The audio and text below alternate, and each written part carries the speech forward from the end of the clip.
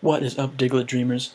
Mathers here, bringing you another Pokemon X and Y Wi-Fi battle. This will be the third battle so far on my channel, which is pretty exciting because third time's a charm, right? Well, anyway, this is up against someone from Twitter. Challenged me on Twitter. It's Quagsiretube is his YouTube channel, and Master Quagsire, I believe, is his Twitter account. I will put both of those in the description so you can check him out. It's pretty cool. He's got a really cool team here. He's brought a Toxicroak, Salamence, Darmanitan, Porygon 2, Weezing, and Noivern. And we are doing mostly UU, I guess, but with a couple of OU Pokemon, just like the last battle. Now, I have a brand new team because I didn't really like that old team, so I'm bringing a new team. I got Flygon, I got Trevenant, I got Gardevoir, I got Melodic, I got Scrafty, and I got Arcanine. So,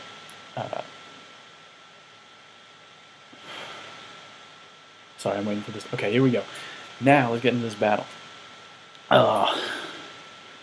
So, first turn, I decided to lead with Flygon because I have U-turn. Decided that's not a bad play.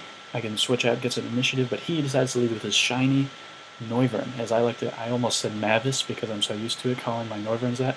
But I really like the shiny Noivern, but I can't stay in because he's too fast, so I decided to switch out to my Melodic, my special wall. I can absorb whatever it wants. He goes for the Draco Meteor, which I did not expect because that's a very powerful move. I guess it's pretty common, but I prefer to run Dragon Pulse on mine, which is why it threw me off a little bit, so I'd take a lot of damage from that, but his attack is going to drop by half, which is a lot, which is really nice. So, I know I can take another one since he's dropped by half, but he decides to go for another one anyway, and so I'm going to take this. It's going to do half the damage that it did last time, bringing me down to 59. It's going to drop his attack again. Now, I packed the Ice Beam on this thing, so I just went for it, thinking he might switch out, he might stay in, but I didn't want him to take the chance, so I took it, and down goes his Noivern. It's a big, powerful threat gone really early in the game. Sorry, guys. This is one Take Tuesday right now, even though this is probably going to go up Wednesday.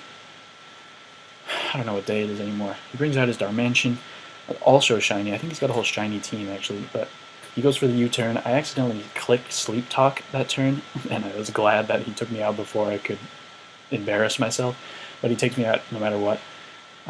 So he U-turns out. He goes into his Salamence, which is one of his OU Pokemon. Really wish I still had the Ice Beam, though. I decided to go into my pants, the Scrafty, and intimidate him, because I don't want to take the chance that he'll be a very powerful offensive physical threat. Decided to just go for the Fake Out for some damage. Why not? If you have Fake Out, I don't see why not. Unless he has a Ghost type or something. But he goes for the Earthquake, but he is at -1 attack, so that's not going to be doing much, because this is my very defensive Scrafty. I decided to go for the nice Stab Crunch, because I know he resists my Fighting type moves, so Crunch is my best move there. I amazingly get the defense drop there. He goes for another Earthquake, though, which I can take very well. I'm going to do more damage with this Crunch next turn because of the defense drop. I'm getting ahead of myself. I'm running out of things to say. But that brings him very low health, and I decided that I don't want to take another Earthquake because I'm getting pretty low. So I decided to bring in Shebeard, my Trevenant, because I know he can take an Earthquake. He takes it pretty well. He's a Grass type. He resists it. All that good stuff. Of course, it does no damage at all. He decides to go for yet another Earthquake. I think he's just sacking off his Salamence at this point, because it is in the red health. I think he got a higher damage roll that time, but I decided to just go for the Leech Seed, thinking if he switches out, I'll get a Leech Seed up. If he doesn't, I'll pretty much finish off the Salamence. But he manages to live one turn of Leech Seed. Look at that tiny little sliver of health, the tiniest sliver. But I don't really want to take that, so I decided to go back into Sanskrit, my Flygon, which has Levitate, so he can't hit me with another Earthquake. I think he must be banded or something, because I don't know why he kept going for Earthquake. But I finish him off with the Leech Seed. Doesn't give Flygon any health because I was already at full health, but Flygon's down. In comes a Porygon 2.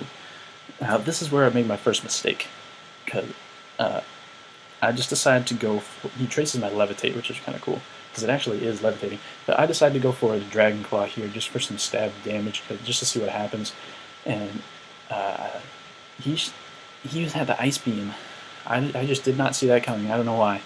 But I just lose my Sanskrit right away. Goes down. Quad effective. There's no way I'm losing it. I don't know why. Like, Ice Beam is pretty common on Porygon. I don't know. But then I decided to go into Joan, the Arcanine, intimidate him. I know I can take an Ice Beam. I decide to just go for the Flamethrower. Flamethrower. I have trouble with that word. I go for the Flamethrower for more damage, and he hits me with the Tri Attack, which doesn't do enough because I am specially defensive, but I don't want to take another. I don't want to risk the hacks, so I decided to go into She-Beard and just avoid the attack completely. Doesn't affect me. I'm a Ghost type. He goes for the Thunderbolt this time, which is resisted. I resist that, but he should have gone for the Ice Beam because that is super effective. I decided to go for the Will-O-Wisp because I don't have Toxic on this team, so Burn is definitely the best status for me to give this thing. Just some residual damage for the rest of the game. That brings him down to below half, but he decides to recover this turn. So he's going to get back to almost full. I decided to set up a Leech Seed and just start whittling away at this thing because it is very bulky and I don't want to have to deal with it. Leech Seed goes off, I get some health back, it takes away some health, and it's going to take some health from Burn too, which is really nice. And this is going to be a little stally right here, so I'm not going to have too much to say, unfortunately. But he's going to withdraw the Porygon because he doesn't want to take Burn and Leech Seed. He goes back into his Darmanian, which can easily take out my She-Beard, but I saw that coming and decided to switch out. I went into my pants, the Scrafty, hoping to just give him some Leech Seed health back, but Intimidate on the Darmanian is good too. So I go for the Fake Out, why not? Usually I run Fake Out on the Scrafties because when it pairs well with She-Beard, it's because he can get Leech Seed, Will-O-Wisp, and Curse even up, and all that's doing damage, and then if I Fake Out with Scrafty, that's just an extra turn for damage. So I don't want to stay in with Scrafty though. So I go into Joan the Arcanine, and he goes for the Stone Edge, which I did not see coming. He lands the Stone Edge on my Arcanine. I can't really save this thing anymore. I go for the Extreme Speed just for damage, and he goes for another Stone Edge. He does not miss it too, which makes sense, but Stone miss, everybody, you know? I was hoping. So my Arcanine does go down, and now I go back into my pants to bring him even further down to half attack. But I think he just straight withdraws, so I think that must be choice as well, because he could have gone for the U-turn there. He goes into Nasty Skills, the Toxicroak, which is really cool. I love Toxicroak, one of my favorites. I just go for the Fake Out anyway, though, because it's free damage. He decides to set up the Swords Dance, which is a problem, actually. I was really scared right now, because Toxicroak with the Swords Dance can really do some damage. All I had for this was Drain Punch, so I can get a little bit of health back, but other than that, all I have is Poison Jab, which won't do anything, and Isn't Stab, and Crunch, which is resisted. And so I decide I need to get out of there as soon as I can. And I go out into She-Beard, and that's my best bet, because I need to try to burn this thing. But he sets up another Swords Dance on the switch. I was thinking GG at this point, because here comes a Poison Jab. He outspeeds, obviously, and taking its She-Beard down. That's super effective. Poison Jab, +4 attack. No way. I'm specially defensive She-Beard, actually, so there's literally no way.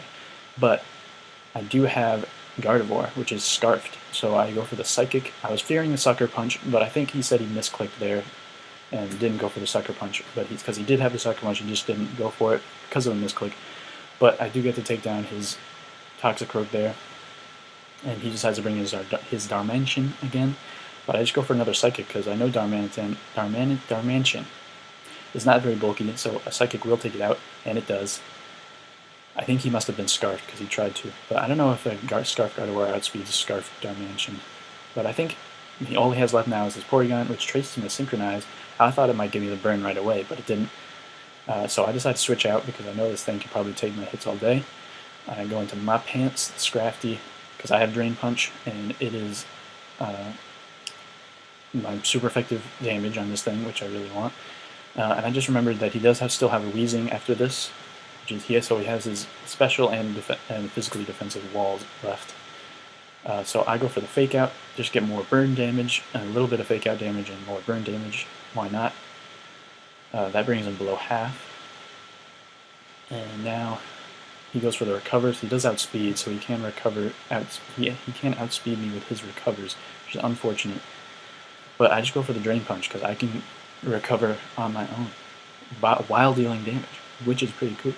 Drain Punch has to be one of my favorite moves, honestly. Anything that can get it should use it. So the burn and the drain punch takes him down to almost half, but not quite. And this turn he decides to go for a tri-attack. Thank God he didn't get any hacks on any of those tri-attacks. I hit him with one more drain punch, which brings him to pretty low health, and especially after this burn, he's going to be, I think he goes almost to the red. Yeah, he's in the red after that burn. And so he decides to go for another recover here, but I think it's an uphill battle at this point because he's not going to get close to full yet. I'm going to go for another drain punch, which should bring him below half, and it does. I think I got a crit. It's a crit, everybody. I got a crit.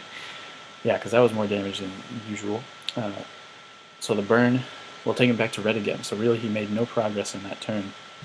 So he decides to just go for another Ice Beam, because, I mean, he was going to go down sooner or later.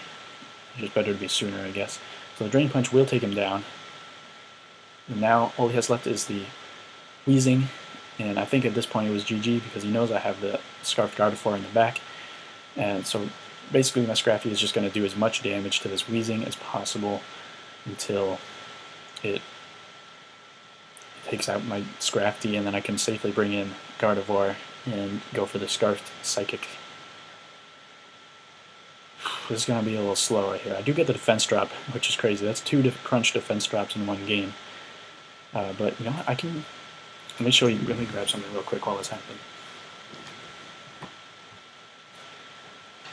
Well, I was wearing this shirt while I was recording yesterday, but I don't think I actually showed it off. But it's really cool. As you can see, it says, I don't know if you can see actually, it says Praise Helix. And it's got a Helix fossil right there. And it has all the up, down, A, and B, left, right, all around it. And Quinlan Ding actually got me that shirt. And I'm really grateful for it because I love it so much. It's really comfortable. Oh, okay. Well, now my Scrafty goes down because he did get the poison.